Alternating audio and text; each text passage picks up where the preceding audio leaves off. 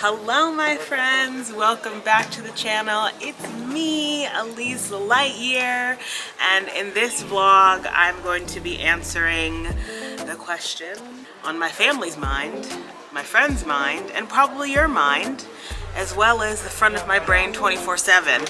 What is next? Am I staying in China? Am I leaving China? Am I going to another country? Am I going home? Am I leaving Beijing to move to another city? I'm gonna be spilling all of the tea and more, so stay tuned.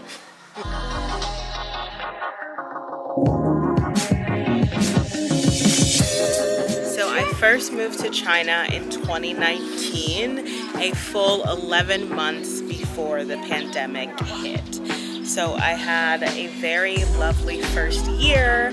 I worked in a training center called Wall Street English that was for adults only. They have since gone bankrupt. You know, that first year in China was not easy. I always talk about how steep and overwhelming the learning curve is when you first move to China. I am no exception to that. It was a very difficult year. It began with a lot of apartment drama and friend drama and sickness drama and diet drama and money drama and just non-stop drama. But here it is, 2023, and I am still in this country. At the time that I'm recording this video, it's June 2023, and you know, it has only just been 6 months since, you know, all of the restrictions have been dropped and the borders have been open and China is back to normal like the rest of the world was in 2021. And now that China is back to normal, honestly, it hasn't been that easy for me to adjust to the normalcy of it all, of life without COVID in China. I know that that sounds silly, but I think that for me, I still have a lot of anxiety and almost like PTSD. Sometimes I just kind of lay in bed like pondering, is this real? Are they gonna reverse all of this? Could my community be the first to get COVID 100.0 and immediately we just go into like crazy lockdown again? I don't know, but those are the types of dreams I have. It just kind of messes with me because there's no time to process anything. It's just like, it's over, bye, let's move on, keep going, as if it never happened. But nonetheless, still I rise and still I thrive because it is a massive weight off of my back, and it is what I have and this whole country of 1 billion people, plus all the expats that live here, have been waiting for, is the end. And the end is finally here. And of course, super, super, super, super, super, super grateful that it's over and that I survived mentally and physically. So after all of that, where do I actually stand? What is truly next for me? And the answer to that question is to stay in China. Surprise! Through everything, the lowest of the lows, the hardships, homesickness, I still truly enjoy my life in China so much. And that's because the quality of life that I have here with the amount of money I make is truly unattainable in the US. Not to say that I'm making bank, I'm just able to save a lot more money. One of the biggest reasons that I'm choosing to stay is because I haven't put myself in the position where I'm confident that I will be able to maintain this type of lifestyle living back in the US. I think a lot of my COVID-related anxiety stems from being in Beijing. A lot of the hardships and things that I've dealt with, you know, all started right here in Beijing. But there is really only one place that I am interested in living. I have traveled to, I don't know, 17, 18, 19, 20 plus cities in this country. Shanghai is definitely not the place for me. Shenzhen is not the place for me. Guangzhou is not the place for me.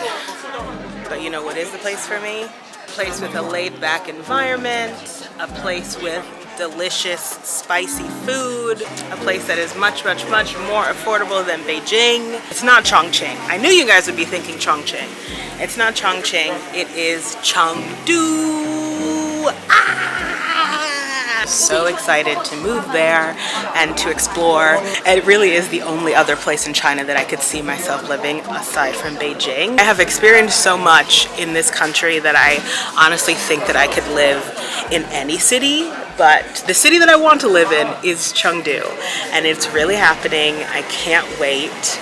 A whole new chapter of my journey here in China is about to begin, and there's a really great website for teaching jobs here in China called echinacities.com. I will put the link in my description below. You can upload your resume there, and recruiters or schools just reach out to you directly. And the HR department of this Chengdu school reached out to me. They're looking for a curriculum developer to help develop their new drama program. They really liked my resume, had a few interviews, everything went fantastic. You know, I did my due diligence, I did all of the research, I asked my friends in Chengdu about this school, I talked to 2 foreign employees who work there, and everything seems really, really, really good. That's what's happening, y'all. That this is going to be quite a busy summer for me. I also forgot to mention I'm finally going back to America this summer. For the first time in 4.5 years, I'm gonna see my mom, my grandma, my aunts, my cousin, and my sweet baby doggy, and of course all of my friends, and really looking forward to that. And I will take you guys along with me when I arrive to Chengdu. I'm sure there is gonna, I know that I'm gonna be filming tons and tons and tons of content, because when I first moved to China, when I first moved to Beijing, I didn't have a YouTube channel. You know, I couldn't really show you guys what it's like to move and acclimate yourself in a new city. So you're gonna be getting all of that and more. I have already started my Chengdu bucket list of all the things that I need to do while I'm living there. Maybe you didn't know, but Chengdu is the home of Chinese hip-hop, has a massive hip-hop community. I really want to be in some rap music videos. I really want to DJ at a hip-hop club for a night, even though I don't know how to DJ. But I got an iPhone, and they got Bluetooth, and that's all we need. A year ago, I would have predicted that summer 2023 would be the summer of Aleese moving, I don't know, to another country, moving home for 2 months, and then maybe moving to like Japan or Argentina or someplace. 6 months ago, if you asked me the same thing, I would have predicted that I'd be moving back home to Michigan. Even 3 months ago, I thought the exact same thing, but moral of the story is I'm staying in China, and you will get even more China content, maybe new and exciting China content. So lots of other worldly content, because I am able to travel, which is a massive reason why I moved to China in the first place. So if you haven't checked out my vlogs in Malaysia, make sure you do that. I am not too sure if I'm gonna be vlogging when I get back home to the US. I mean, I don't know, it feels like a bit too personal, but like you guys have been down for the ride since the beginning. I mean, it would feel really weird for me to like be home and to not be vlogging about it. But we'll see what happens.